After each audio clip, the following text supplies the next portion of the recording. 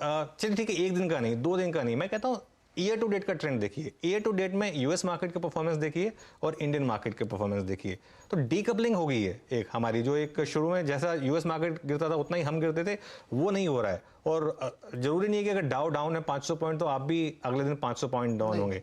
In fact इस साल हम ऊपर हैं ईयर टू डेट, और डाउ जोन्स नैस्डैक काफी नेगेटिव है ईयर टू डेट। और खासतौर से अगर आप इंडियन डोमेस्टिक स्टॉक्स देखेंगे, ऑटो स्टॉक्स देखेंगे, एफएमसीजी स्टॉक्स देखेंगे, हम तो ऑल टाइम हाई पे हैं। सिर्फ एक आईटी को अगर निकाल दें तो, और पिछले 2-3 दिनों में जो बैंक निफ्टी में डिक्लाइन आया था उसको अगर निकाल दें तो हम प्रैक्टिकली इंडियन मार्केट जो है वो ऑल टाइम हाई पे है।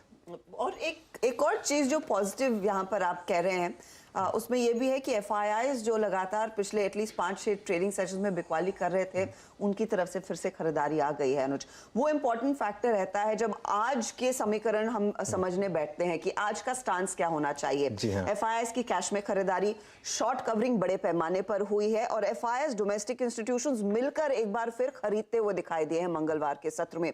ये क्या सेटअप के लिए इशारा कर रहा है, और आज के लिए खास फिर क्या आपको लेवल्स अहम दिखते हैं? तो देखिए हर्षिता, एक तो बेसिक चीज है कि जो मार्केट का टेक्सचर है वो है अब बाय ऑन डिप्स। लेकिन अगर आप जैसे दिन होते हैं, जैसे ट्यूसडे का दिन था जिसमें गैप अप के बाद भी आप चेज कर सकते थे। आज अगर गैप अप होता है तो क्या आप उसको चेज करेंगे? मेरे ख्याल से आज रिस्क रिवॉर्ड जो है, अगर आप गैप अप में खुल रहे हैं तो शायद इतना फेवरेबल नहीं होगा। ट्यूसडे को था, आज शायद नहीं होगा। तो डोमेस्टिक इकोनॉमी स्टॉक्स तो फोकस करिए, आज वीकली एक्सपायरी भी है। अगर आप डेटा देखेंगे, एफआईआईएस डीआईएस दोनों ने बाय किया है, कुल मिलाकर 2300 करोड़ की बाइंग दोनों की तरफ से आई है। लेकिन जो डेटा मेरे को सबसे ज्यादा पसंद आया वो था एफआईआईएस की शॉर्ट कवरिंग, और इसीलिए मैं बोलता हूँ 36,000 शॉर्ट्स कवर किए हैं एफआईआईएस ने ट्यूसडे को, मैसिव 36,000 शॉर्ट्स कवर करने के बाद अब भी 92,000 शॉर्ट्स हैं इंडेक्स में। शॉर्ट्स का सिस्टम में होना बहुत जरूरी है, क्योंकि सबसे बड़ी रैली जो होती है ना वो शॉर्ट्स लाते हैं। इसे कहते हैं एक scared bear is the biggest bull.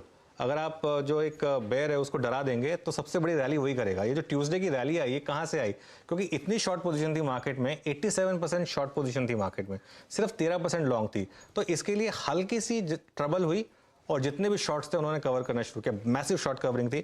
और निफ्टी के अगर आप आंकड़े देखेंगे, अगर आप निफ्टी के जरा से थोड़े से हम डेटा लेकर आते हैं F&O पर, जो कॉल्स रिपोर्ट्स है, जो निफ्टी का बेस है वो 17,200 हो गया है,